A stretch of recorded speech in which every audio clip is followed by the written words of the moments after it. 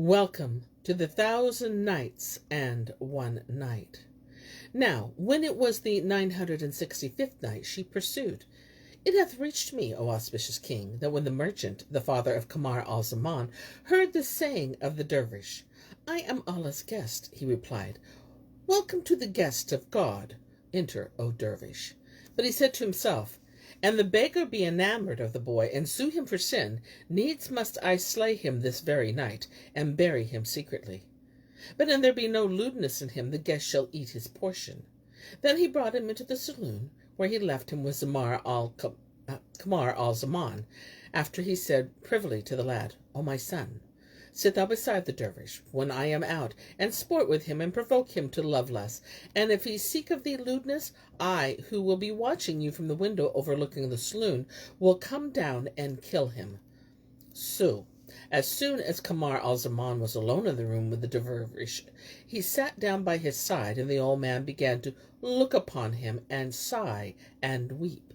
Whenever the lad bespake him, he answered him kindly, trembling the while, and would turn to him, groaning and crying. And thus he did till supper was brought in, when he fell to eating, with his eyes on the boy, but refrained not from shedding tears.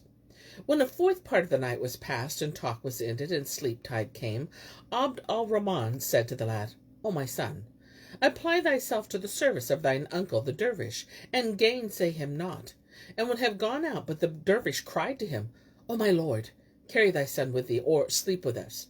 Answered the merchant, Nay, my son will lie with thee. Haply thy soul may desire someone, and he will look to thy want and wait upon thee.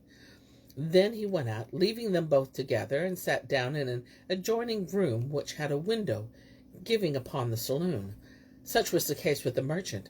But as to the lad, as soon as his sire had left them, he came up to the dervish, and began to provoke him, and offer himself to him, whereupon he waxed wroth, and said, What talk is this, O my son? I take refuge with Allah from Satan the stoned. O my lord, indeed, this is a denial of thee which pleases thee not. Avaunt from me, O my son. So saying, the dervish arose and sat down at a distance. But the boy followed him, and threw himself upon him, saying, Why, O dervish, wilt thou deny thyself the joys of my possession, and I with a heart that loveth thee? Hereupon the dervish's anger redoubled, and he said, An thou refrain not from me, I will summon thy sire, and tell him of thy doings. Quoth the lad, My father knoweth my turn for this, and it may not be that he will hinder me, so heal thou my heart. Why dost thou hold off from me? Do I not please thee? Answered the dervish, By Allah, O my son, I will not do this, though I be hewn in pieces with sharp-edged swords. And he repeated the saying of the poet, Indeed, my heart loves all the lovely boys, as girls, nor am I slow to such delight. But though I sight them every night and morn, I'm neither of Lot's folk, nor wencher white. Then he shed tears, and said, Arise, open the door, that I may wend my way, for I will lie no longer in this lodging. Therewith he rose to his feet, but the boy caught hold of him, saying, Look at the fairness of my face, and the cremosi of my cheeks, and the softness of my sides, and the lusciousness of my lips. Moreover, he discovered to him calves that would shame wine and cup-carrier, and gazed on him with fixed glance, that would baffle enchanter in enchantments, for he was passing of loveliness, and full of blandishment, even as saith of him one of the poets, who sang, I can't forget him since he rose and showed with fair design those calves of legs whose pearly shine make light in nightly gloom. Wonder not as my flesh uprises, though were judgment day, when every shrink shall barred be of that day of doom. Then the boy displayed to him his bosom, saying, Look at my breasts, which be goodlier than the breasts of maidens, and my lip dews are sweeter than sugar candy. So quite scruple, and cast off devoutness and abstinence, and take thy fill of my possession, and enjoy my loveliness. Fear not, for thou art safe from hurt, and leave this, for 'tis a bad habit. And he went on to discover to him his hidden beauties, striving to turn the reins of his reason with his bendings and graceful guise, whilst the dervish turned away his face and said, I seek refuge with Allah. Have some shame, O son. This is a forbidden thing, I deem, and I will not do it. No, not even in a dream. The boy pressed upon him, but the dervish got free from him, and turning towards Mecca, addressed himself to his devotions. Now, when the boy saw him praying, he left him till he had prayed a 2-bow prayer, and saluted, when he would have accosted him again. But the dervish again repeated the intent, and prayed a second 2-bow prayer, and thus he did a third, and a fourth, and a 5th time. Quoth the lad, What prayers are these? Art thou minded to take flight upon the clouds? Thou lettest slip our delight, whilst thou pass the whole night in a prayer niche. So saying, he threw himself upon the dervish, and kissed him between the eyes. But the sheikh said, O my son, put Satan away from thine estate, and take upon thee obedience of the compassionate. Quoth the other, An thou do not with me that which I desire, I will call my sire, and say to him, The dervish is minded to do lewdness with me, whereupon he will come into thee, and beat thee till thy bones be broken upon thy flesh. All this while Abd al-Rahman was watching with his eyes, and hearkening with his ears, and he was certified that there was no frowardness in this dervish, and he said to himself, Were he a lewd fellow, he had not stood out against all this importunity. And the boy continued to beguile the dervish, and every time he expressed purpose of prayer, he interrupted him, till at last he waxed wroth, with passing wrath, and he was rough with him, and he beat him. Kamar Al-Zaman wept, and his father came in, and having wiped away his tears, and comforted him, said to the dervish, O my brother, since thou art in such case, why dost thou weep and sigh when thou sawest my son? Say me, is there a reason for this? He replied, There is.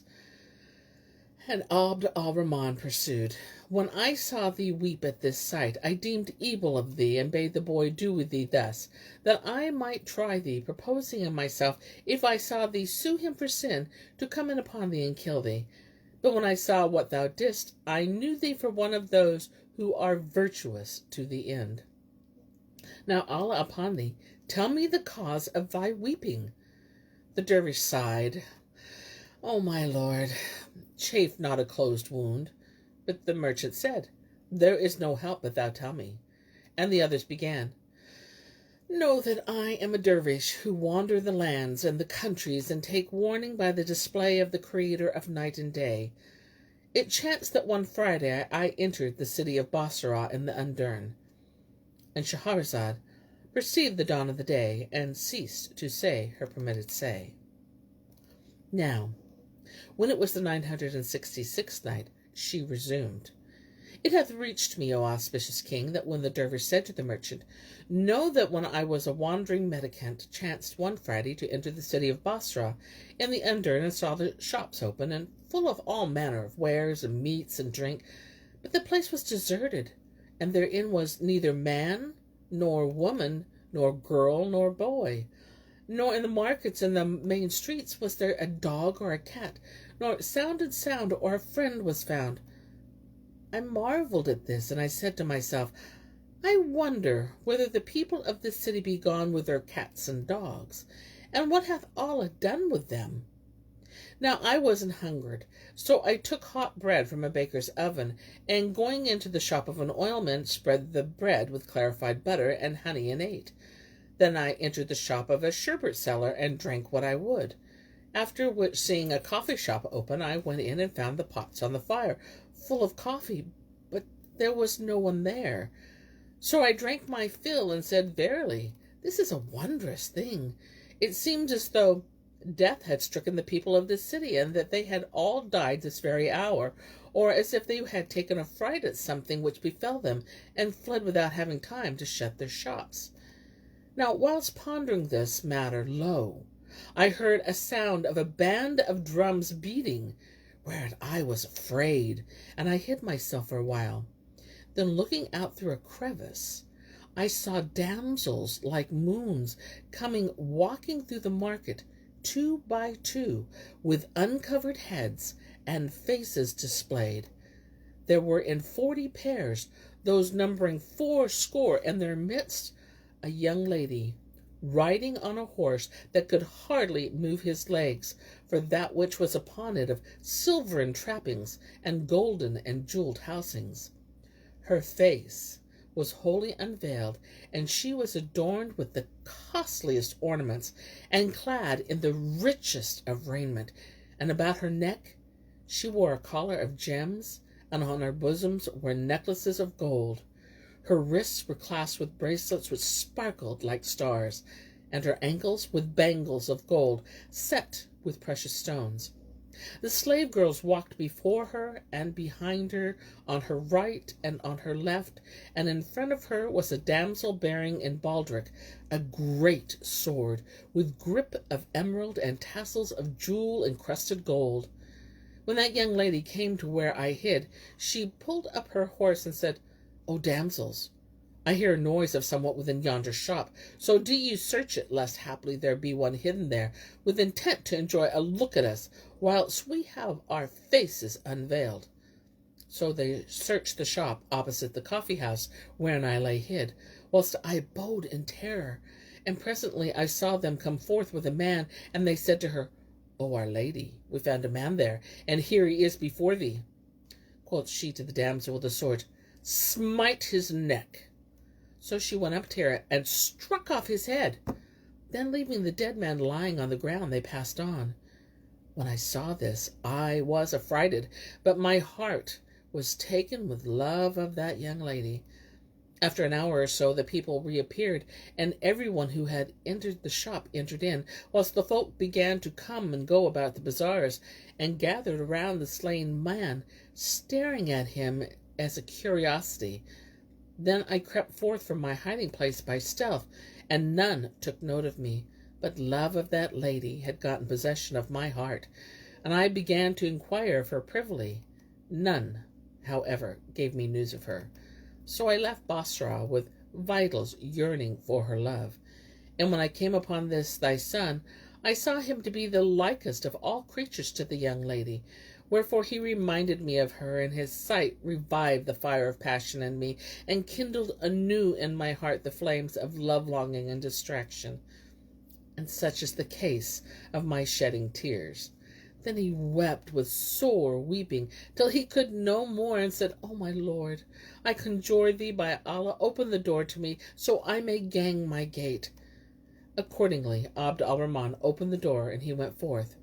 Thus fared it with him. But as regards Kamar al-Zaman, when he heard the dervish's story, his heart was taken with love of the lady, and passion got the mastery of him, and raged in him longing and distraction. So on the morrow he said to his sire, "All the sons of the merchants wander about the world to attain their desire, nor is there one of them but his father provided for him a stock and trade, wherewithal he may travel and traffic for gain. Why then, O my father, dost thou not outfit me with merchandise, so I may fare with it and find my luck?" He replied, "O my son, such merchants lack money, so they send their sons to foreign parts for the sake of profit and pecuniary gain and provision of the goods of the world. But I have monies in plenty, nor do I covet more. Why then should I exile thee? Indeed, I cannot brook to be parted from thee an hour, more especially as thou art unique in beauty and loveliness and perfect grace, and I fear for thee." But Kamar al-Zaman said, "O my father, nothing will serve but that thou furnish me with merchandise wherewithal to travel. Else will I fly from thee at unawares, though without money or merchandise. So when thou wish to solace my heart, make ready for me a stock and trade, that I may travel and amuse myself by viewing the countries of men." Abd al-Rahman, seeing his son enamored of travel, acquainted his wife with this, saying, "Verily, thy son would have me provide him with goods, so he may fare therewith to far regions, albeit travel is travail." Quoth she, "What is there to displease thee in this? Such is the wont of the sons of merchants, and they all vie one with the other in glorifying globe-trotting and gain." Quoth he, "Most of the merchants are poor and seek growth of good, but I have wealth galore."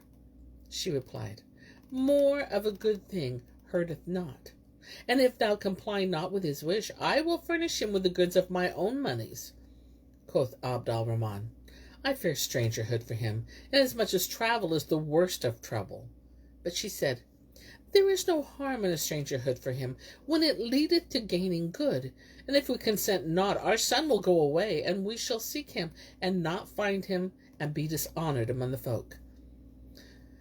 The merchant accepted his wife's counsel, and provided his son with merchandise to the value of 90,000 gold pieces, whilst his mother gave him a purse containing 40 bezel stones, jewels of price, the least of value, one of which was 500 ducats, saying, O my son, be careful of this jewelry, for it will be of service to thee. Thereupon Kamar al-Zaman took the jewels and set out for Basra, and Shahrazad perceived the dawn of the day, and ceased to say her permitted say.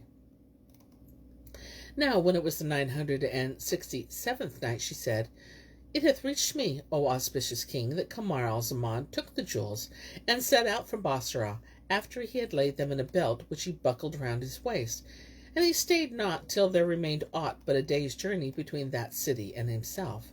When the Arabs came out upon him, he stripped him naked, and slew his men and servants, but he lay himself down among the slain, and wallowed in their blood, so that the wildlings took him for dead, and left him without even turning him over, and made off with their booty. When the Arab had gone their way, Kamar al-Zaman arose, having not left but the jewels in his girdle, and fared on, nor ceased faring, till he came to Basra. It chanced that his entry was on a Friday, and the town was void of folk, even as the Dervish had informed him. He found the market streets deserted, and the shops wide open and full of goods, so he ate and drank and looked upon them. Presently he heard a bang and a battle, and a band of drums beating, and he hid himself in a shop, till the slave girls came up, when he looked at them, and seeing the young lady riding amongst them, love and longing overcame him, and desire and distraction overpowered him, so that he had no force to stand. After a while the people reappeared, and the bazaars filled, whereupon he went to the market, and repairing to a jeweler, and pulling out one of his 40 gems, sold it for 1,000 dinars, wherewith he returned to his place, and passed the night there. And when morning morrowed, he changed his clothes, and going to the Hammam, came forth as he wore the full moon. Then he sold other 4 stones for 4,000 dinars, and sauntered, solacing himself about the main streets of Basra, clad in the costliest of clothes, till he came to the market, where he saw a barber's shop. So he went in to the barber, who shaved his head, and clapped up an acquaintance with him, and said to him, O my father, I am a stranger in these parts, and yesterday I entered the city, and found it void of folk, nor was there in it any living soul, man or jinni.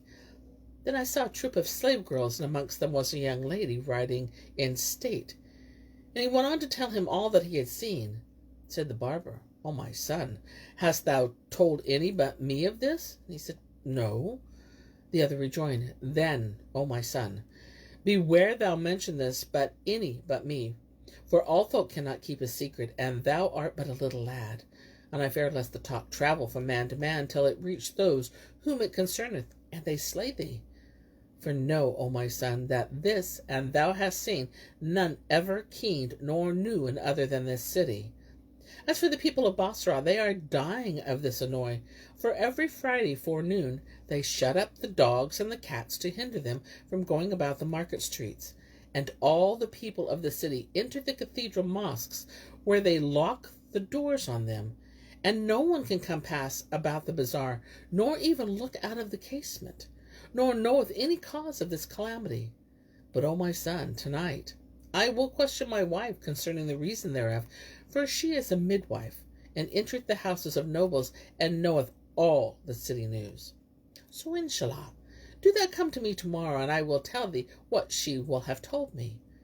And this Kamar al-Zaman pulled out a handful of gold, and said to him, O my father, take this gold, and give it to thy wife, and she is become my mother. Then he gave him a second handful, saying, Take this for thyself. Whereupon quoth the barber, O my son, sit thou on thy place, till I go to my wife, and ask her, and bring thee news of the true state of the case. So saying, he left him in the shop, and going home acquainted his wife with the young man's case, saying, I would have thee tell me the truth of this city's business, so I may report it to this young merchant, for he hath set his heart on weeting the reason why men and beasts are forbidden in the market streets every Friday forenoon. And methinks he is a lover, for he is open-handed and liberal, and if we tell him what he would trow, we should get great good of him. Quoth she, Go back and say to him, Come speak with thy mother, my wife, who sendeth her salam to thee, and say to thee, Thy wish is won. Accordingly he returned to the shop, where he found Kamar al-Zaman sitting awaiting him, and repeated him the very words spoken to him by his spouse. Then he carried him into her, and she welcomed him and bade him sit down. Whereupon he pulled out 100 ducats and gave them to her, saying, O my mother, tell me who this young lady may be. She said, Know, O my son, that there came a gem to the Sultan of Basra from the king of Hind. He was minded to have it pierced. So he summoned all the jewelers in a body, and said to them, I wish you to drill me this jewel. Whoso pierceth it, I will give him whatsoever he shall ask. But if he break it, I will cut off his head. At this they were afraid, and said, O king of the age, a jewel is soon spoiled, and there are few who can pierce them without injury, for most of them have a flaw. So do not thou impose upon us a task to which we are unable, for our hands cannot avail to drill this jewel. However, our sheikh is more experienced than we. Asked the king, And who is your sheikh? And they answered, Master Obaid. He is more versed than we in this art, and hath wealth galore, and skill of great store.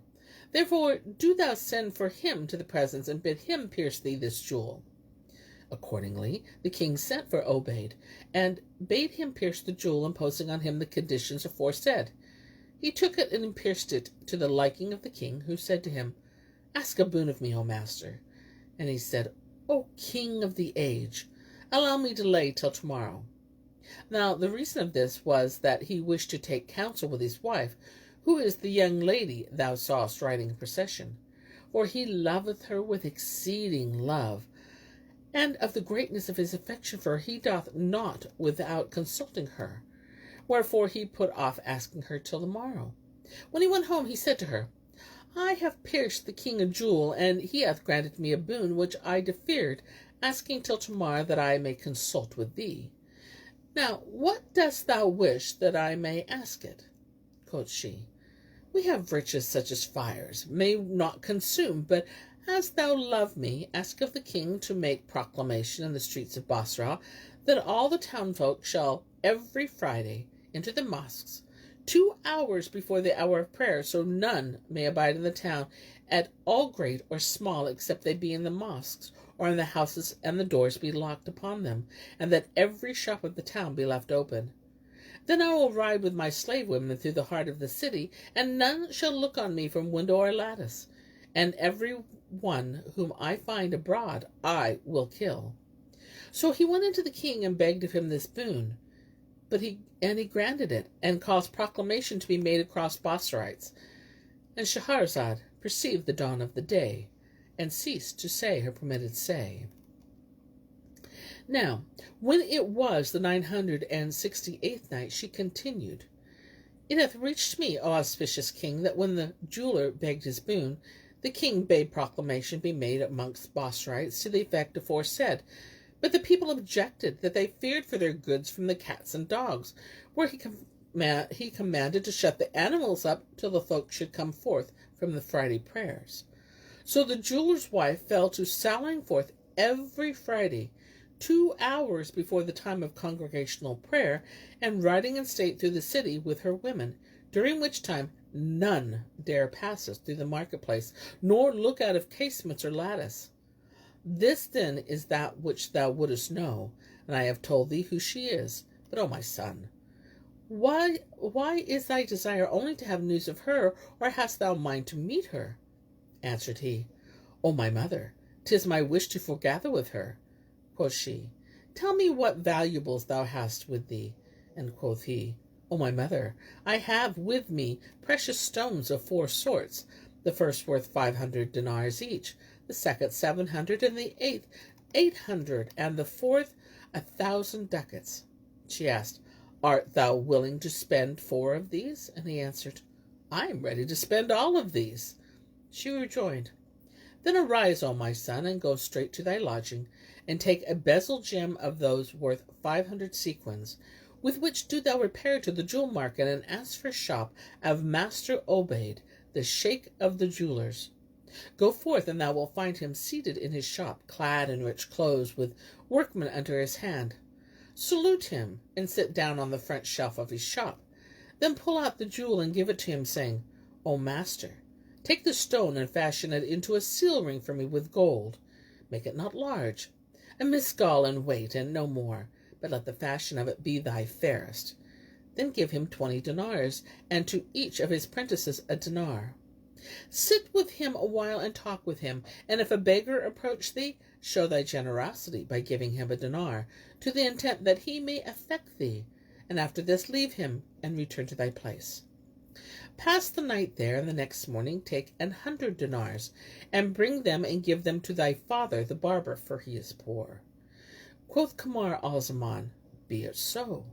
And returning to his caravanserai, took a jewel worth 500 gold pieces, and went into the jewel bazaar. There he inquired for the shop of Master Obeid, shaker of the jewelers, and they directed him thereto. So he went thither, and he saw the sheikh, a man of austere aspect, and robed in sumptuous raiment, with 4 journeymen under his hand. He addressed him with, Peace be unto you. And the jeweler returned his greeting, and welcoming him, made him sit down. Then he brought out the jewel and said, O master, I wish thee to make this jewel into a seal ring with gold. Let it be the weight of a miskel, and no more, but fashion it excellently. Then he pulled out 20 dinars and gave them to him, saying, This is the fee for chasing, and the price of the ring shall remain. And he gave each of their apprentices a gold piece, whereupon they loved him, and so did Master Obeid.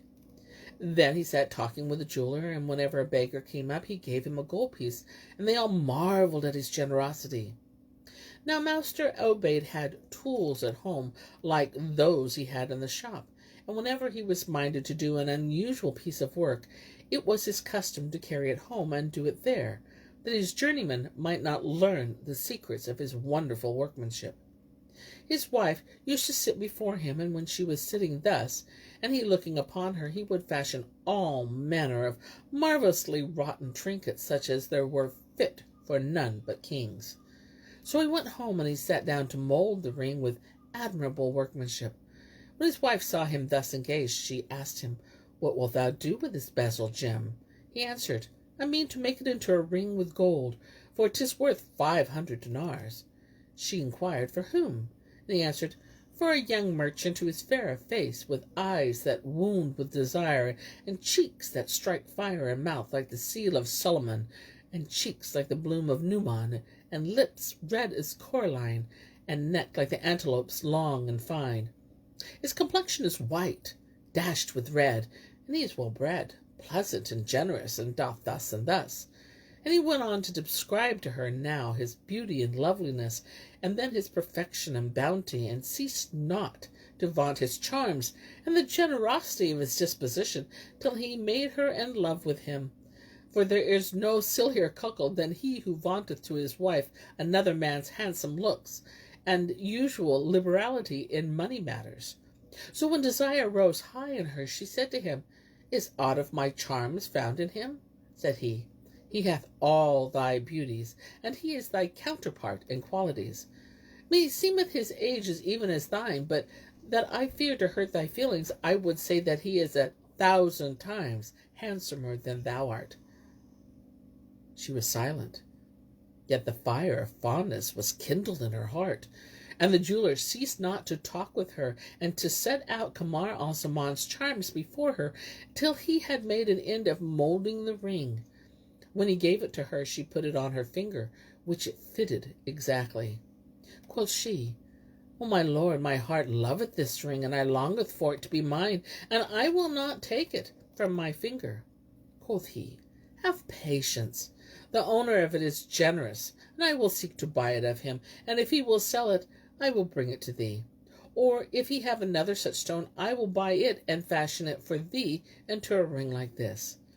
And Shahrazad perceived the dawn of the day, and ceased to say her permitted say. And so do I cease my telling of this tale till it be morrow.